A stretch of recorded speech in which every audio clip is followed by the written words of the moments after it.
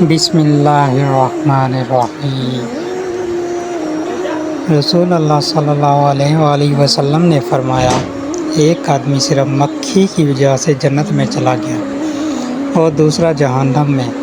صحابہ نے عرض کیا، یا رسول اللہ صلی اللہ علیہ وآلہ وسلم وہ کیسے؟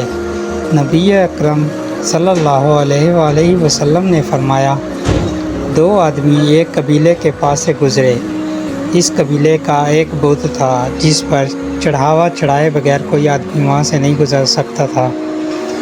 چنانچہ ان میں سے ایک شخص سے کہا گیا کہ اس بت پر چڑھاوا چڑھاؤ۔ اس نے کہا، میرے پاس ایسی کوئی چیز نہیں۔ قبیلے کے لوگوں نے کہا، تمہیں چڑھاوا ضرور چڑھانا ہوگا، خواہ مکھی ہی پکڑ کر چڑھاؤ۔